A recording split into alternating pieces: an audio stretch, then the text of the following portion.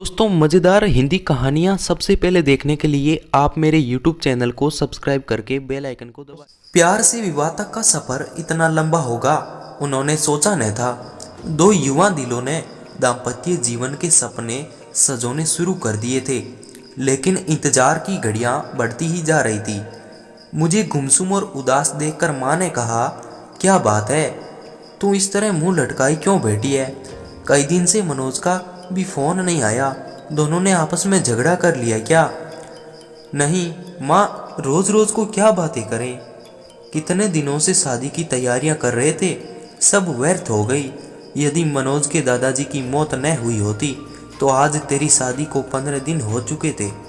वह काफी बूढ़े थे, 13वीं के बाद शादी हो सकती थी, पर तेरे ससुराल वाले बड़े दकियानुसूची के विचारों के हैं। कहते हैं कि साये नहीं है। अब तो 5-6 महीने बाद ही शादी होगी। हमारी तो सब तैयारियां व्यर्थ हो गई। शादी के कार्ड बंट चुके थे, फंक्शन हॉल को, कैटरर्स को, सजावट करने वालों को और भी कई लोगों को एडवांस पेमेंट कर चुके थे। 6 महीने शादी सरकाने से अच्छा खासा नुकसान हो गया है। इसी बात से तो मनोज बहुत डिस्टर्ब है माँ, पर कुछ कह नहीं पाता। बेटा, हम भी कभी तुम्हारी उम्र के थे, तुम दोनों के एहसास को समझ सकते हैं, पर हम चाहकर भी कुछ नहीं कर सकते। मैंने तो तेरी सास से कहा भी था कि साये नहीं है, तो क्या हुआ?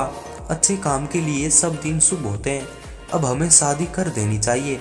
मेरा इतना कहना था कि वह तो भड़क गई और कहने लगी, आपके लिए सब दिन शुभ होते होंगे, पर हम तो सायों में भरोसा करते हैं। हमारा इकलौता बेटा है। हम अपनी तरफ से पुरानी मान्यताओं को अनदेखा कर मन में कोई वहम पैदा नहीं करना चाहते। रति सोचने लगी कि मम्मी इससे ज़्यादा क्या कर सकती है और मैं भी क्या करूं। मम्मी को कैसे बताऊं कि मनोज क्या चाहता है। नर्सरी से इंटर तक हम दोनों साथ साथ पढ़े थे, किंतु दोस्ती इंटर में आने के बाद ही हुई थी। इंटर के बाद मनोज इंजीनियरिंग करने चला गया और मैंने बीएससी में दाखिला ले लिया था। कॉलेज अलग होने पर हम दोनों छुट्टियों में कुछ समय साथ बिताते थे। बीच में फ़ोन पर बातचीत भी कर लेते थे, कंप्यूटर पर चैट हो जाती थी। एमएससी में आते ही मम्मी पापा ने शादी के लिए लड़का तलाशने की शुरुआत कर दी। मैंने कहा भी कि मम्मी एमएससी के बाद शादी करना, पर उनका कहना था कि तुम अपनी पढ़ाई जारी रखो, शादी कौन सी अभी हुई जा रही है, अच्छा लड़का मिलने में भी समय लगता है। शादी की चर्चा शुरू होते ही मनोज की छवि मेरी आंखों में तैयार हो गई थी। यूं हम दोनों एक अच्छे मित्र थे, पर तब तक शादी करने के वादे हम दोनों ने एक दूसरे से नहीं किए थे। साथ मिलकर भविष्य के सपने भी नहीं देखे थे। पर मम्मी द्वारा शादी की चर्चा करने पर मनोज का ख्याल आना, क्या इसे प्यार समझूं? क्या मनोज भी यही चाहता है? कैसे जानूं उसके दिल की बात? मुलाकात में मनोज से मम्मी द्वारा शादी की पेशकश के बारे में बताया तो वह बोला, इतनी जल्दी जल्दी शादी कर लोगी? अभी तो तुम्हें 2 वर्ष एमएससी करने में ही लगेंगे। फिर कुछ सोचते हुए बोला था, सीधे सीधे बताओ, क्या मुझसे शादी करोगी? पर अभी मुझे सेटल होने में कम से कम 2-3 वर्ष लगेंगे। प्रसन्नता की एक लहर तन मन को छू गई थी। सच कहूँ मनोज, जब मम्मी ने शादी की बात की तो एकदम से मुझे तुम याद आ गए थे। क्या यही प्यार है? मैं समझता हूँ यही प्यार है। देखो, जो बात अब तक नहीं कह सका था, तुम्हारी शादी की बात उठते ही मेरे मुंह पर आ गई और मैंने तुम्हें प्रपोज कर डाला। अब जब हम दोनों एक दूसरे से चाहत का इंतजार कर ही चुके हैं तो फिर इस विषय में गंभीरता से सोचना होगा। सोचना ही नहीं होगा रति, तुम्हें अपने मम्मी पापा को इस शादी के लिए मनाना भी होगा। क्या तुम्हारे घर वाले मान जाएंगे? देखो, अभी तो मेरा इंजीनियरिंग का अंतिम साल है, मेरी केट की कोचिंग भी चल रही है, उसकी भी परीक्षा देनी है। वैसे हो सकता है इस साल किसी अच्छी कंपनी में प्लेसमेंट मिल जाए, क्योंकि कॉलेज में बहुत सी कंपनियां आती है और जॉब ऑफर करती है। अच्छा ऑफर मिला तो मैं स्वीकार कर लूँगा, और जैसे ही शादी की चर्चा शुरू होगी मैं तुम्हारे बारे में बता दूंगा।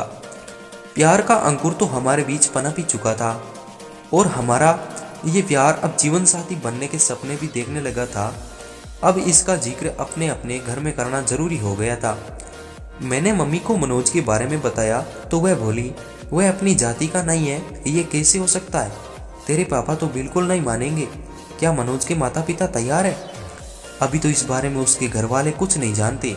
फाइनल परीक्षा होने तक मनोज को किसी अच्छी कंपनी में जॉब का ऑफर मिल जाएगा और रिजल्ट आते ही वह कंपनी ज्वाइन कर लेगा।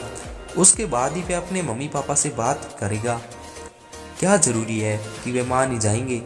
मम्मी, मुझे पहले आपकी इजाज़त चाहिए। ये फैसला मैं अकेले कैसे ले सकती हूँ? तुम्हारे पापा से बात करनी होगी। उनसे बात करने के लिए मुझे हिम्मत जुटानी होगी। यदि पापा तैयार नहीं हुए तो तुम क्या करोगी? करना क्या है मम्मी, शादी होगी तो आपके आशीर्वाद से ही होगी, वरना नहीं होगी। इधर मेरा एमएससी फाइनल शुरू हुआ, उधर इंजीनियरिंग पूरे होते ही मनोज को एक बड़ी कंपनी में अच्छा स्टार्ट मिल गया था और यह भी करीब करीब तय था कि भविष्य में कभी भी कंपनी उसे यूएस भेज सकती है। मनोज के घर में भी शादी की चर्चा शुरू हो गई थी। मैंने मम्मी को जैसे तैसे मना लिया था और मम्मी ने पापा को, किंतु मनोज की मम्मी इस विवाह के लिए बिल्कुल तैयार नहीं थी। इस फैसले से मनोज के घर में तूफान उठ खड़ा हुआ था। उसके घर में पापा से ज्यादा उसकी मम्मी की चलती है। ऐसा एक बार मनोज ने ही बताया था। मनोज ने भी अपने घर में ऐलान कर दिया था कि शादी करूंगा तो रति से, वरना किसी से नहीं। आखिर मनोज के बहन बहनोई ने अपनी तरह से मम्मी को समझाया था। मम्मी, आपकी यह जिद मनोज को आपसे दूर कर देंगी। आजकल बच्चों की मानसिक स्थिति का कुछ पता नहीं चलता कि वे कब क्या कर बैठे। आज के ही अखबार में समाचार है कि माता पिता की स्वीकृति न मिलने पर प्रेमी प्रेमिका ने आत्महत्या कर ली। वे दोनों नाबालिग है। मनोज अच्छा काम कर रहा है। वह चाहता है तो अदालत में शादी कर सकता था, पर उसने ऐसा नहीं किया और आपकी स्वीकृति का इंतजार कर रहा है। अब फैसला आपको करना है। मनोज के पिता ने कहा था, बेटा, मुझे तो मनोज की शादी से कोई एतराज नहीं है। लड़की पढ़ी लिखी है, सुंदर है, अच्छे परिवार की है और सबसे बड़ी बात मनोज को पसंद है। बस हमारी जाति की नहीं है तो क्या हुआ, पर तुम्हारी मम्मी को कौन समझाए? जब सब तैयार हैं तो मैं उसकी दुश्मन हूँ क्या? मैं ही बुरी क्यों बनूं? मैं भी तैयार हूँ। मम्मी का इरादा फिर बदले। इससे पहले ही मंगनी की रस्म पूरी कर दी गई थी। तय हुआ था कि मेरी एमएससी पूरी होते ही शादी हो जाएगी। मंगनी हुए 1 साल हो चुका था। शादी की भी तारीख भी तय हो चुकी थी। मनोज के बाबा की मौत न हुई होती तो हम दोनों अब तक हनीमून मनाकर कुल्लू मनाली शिमला से लौट चुके होते और 3 महीने बाद भी मैं मनोज के साथ अमेरिका चली जाती। पर अब 6-7 महीने तक साए नहीं है, अतः शादी अब तभी होगी, ऐसा मनोज की मम्मी ने कहा है। पर मनोज शादी के टलने से खुश नहीं है। इसके लिए अपने घर में उसे खुद की बात करनी होगी। हाँ, यदि मेरे घर से कोई रुकावट होती तो मैं उसे दूर करने का प्रयास करती, पर मैं क्या करूं? माना कि उसके भी कुछ जज्बात हैं। 4-5 वर्षों से हम दोस्तों की तरह मिलते रहे हैं, प्रेमियों की तरह साथ साथ भविष्य के सपने भी बुनते रहे हैं, किंतु मनोज को कभी इस तरह कमजोर होते नहीं देखा। यद्यपि उसका बस चलता तो मंगनी के दूसरे दिन ही वह शादी कर लेता, पर मेरा फाइनल साल था, इसलिए वह मन महसूस कर रह गया। प्रतीक्षा की लंबी घड़ियां हम कभी मिलकर कभी फोन पर बात करके काटते रहे। हम दोनों बेताबी से शादी के दिन का इंतजार कर रहे। दूरी सहन नहीं होती थी। साथ रहने व एक हो जाने की इच्छा बलवती होती जाती थी। जैसे जैसे समय बीत रहा था, सपनों के रंगीन समुद्र में गोते लगाते दिन मंजिल की तरफ बढ़ते जा रहे थे। शादी के 10 दिन पहले हमने मिलना भी बंद कर दिया था कि अब एक दूसरे को दूल्हा दुल्हन के रूप में ही देखेंगे। पर विवाह के 7 दिन पहले बाबा जी की मौत हमारे सपनों के महल को धराशायी कर गई। बाबा जी की मौत का समाचार मुझे मनोज ने ही दिया था और कहा था, बाबा जी को अभी ही जाना था। हमारे बीच फिर अंतहीन मरुस्थल का विस्तार है। लगता है अब अकेले ही अमेरिका जाना पड़ेगा। तुमसे मिलना तो मृग तृष्णा बन गया है। 13वीं के बाद हम दोनों गार्डन में मिले थे। वह बहुत भावुक हो रहा था। रति, तुमसे दूरी अभी सहन नहीं होती। मन करता है तुम्हें लेकर अनजान जगह पर उड़ जाऊं, जहां हमारे बीच न समाज हो, न परंपराएं हो, न रीति रिवाज हो। 2 प्रेमियों के मिलन में समाज के कायदे कानून की इतनी ऊंची बाड़ खड़ी कर रखी है कि उनकी सब्र की सीमा ही समाप्त हो जाए। चलो रति, हम कहीं भाग चलें। मैं तुम्हारा निकट सानिध्य चाहता हूँ।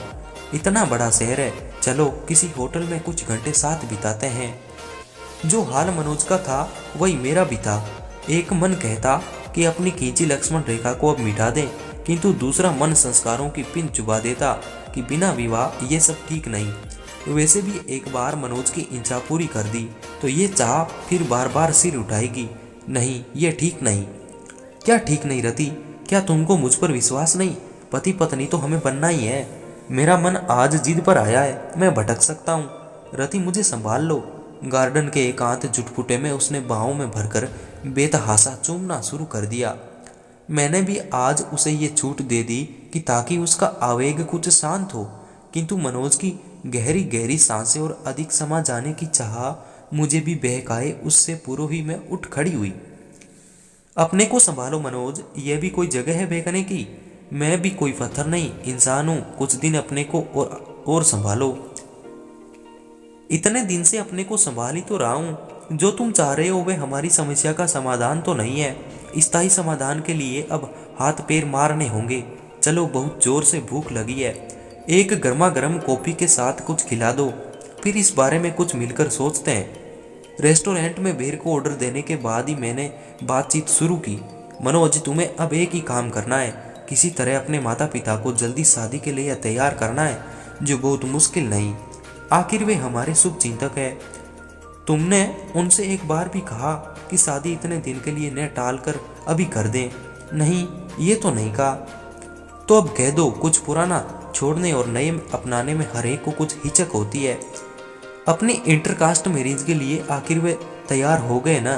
तुम देखना, बिना सहयोग के शादी करने को भी वे जरूर मान जाएंगे। मनोज के चेहरे पर खुशी की एक लहर दौड़ गई थी। तुम ठीक कह रही हो रति, ये बात मेरे ध्यान में क्यों नहीं आई? खाने के बाद तुम्हें घर पर छोड़ देता हूँ। कोर्ट मैरिज की डेट भी तो पास आ गई है, उसे भी आगे नहीं बढ़ाने दूंगा। ठीक है, अब मैरिज वाले दिन कोर्ट में ही मिलेंगे। मेरे आज के व्यवहार से डर गई क्या? इस बीच फोन करने की इजाज़त तो ये है या वह भी नहीं है? चलो, फोन करने की इजाज़त दे देते हैं। रजिस्ट्रार के ऑफिस में मैरिज की फॉर्मेलिटी पूरी होने के बाद हम दोनों अपने परिवार के साथ बाहर आए तो मनोज के जीजाजी ने कहा, मनोज, अब तुम दोनों की शादी पर कानून की मुहर लग गई है। रति अब तुम्हारी हुई। ए जमाई बाबू, ये इंडिया है, वह तो वीजा के लिए ये सब करना पड़ा, वरना इसे हम शादी नहीं मानते। हमारे घर की बहू तो रति विवाह संस्कार के बाद ही बनेगी, मेरी मम्मी ने कहा। वह तो मजाक की बात थी मम्मी, अब आप लोग घर चलें, मैं तो इन दोनों से पार्टी लेकर ही आऊँगा। होटल में खाने का ऑर्डर देने के बाद मनोज ने अपने जीजाजी से पूछा, जीजाजी, मम्मी तक हमारी फरियाद अभी पहुंची है या नहीं? साले साहब, क्यों चिंता करते हो, हम दोनों हैं ना तुम्हारे साथ। अमेरिका आप दोनों साथ ही जाओगे। मैंने अभी बात नहीं की, मैं आपकी इस कोर्ट मैरिज हो जाने का इंतज़ार कर रहा था। आगे मम्मी को मनाने की जिम्मेदारी आपकी बहन ने ली है। इससे भी बात नहीं बनी तो फिर मैं कमान संभालूंगा। हाँ भैया, मैं मम्मी को समझाने की पूरी कोशिश करूंगी। हाँ, तो कोशिश कर ले, न माने तो मेरा नाम लेकर कह देना। आप अब शादी करो या ना करो, भैया भाभी को साथ लेकर ही जाएंगे। वाह भैया, आज तुम सचमुच बड़े हो गई हो। आफ्टर ऑल अब मैं एक पत्नी का पति हो गया हूँ। ओके भैया, अब हम लोग चलेंगे। आप लोगों का क्या प्रोग्राम है? कुछ देर घूम घाम कर पहले रति को उसके घर छोड़ूंगा, फिर अपने घर जाऊंगा। मेरे गले में बाहें डालते हुए मनोज ने शरारत से देखा। हाँ रति, अब क्या कहती हो? तुम्हारे संस्कार मुझे पति मानने को तैयार है या नहीं? आंखें नचाते हुए मैं चहकी। अब तुम 90% मेरे पति हो, यानी 10% की अब भी कमी रह गई है। अभी और इंतजार करना पड़ेगा। उस दिन का मुझे अफसोस है मनोज, पर अब मैं तुम्हारी हूँ।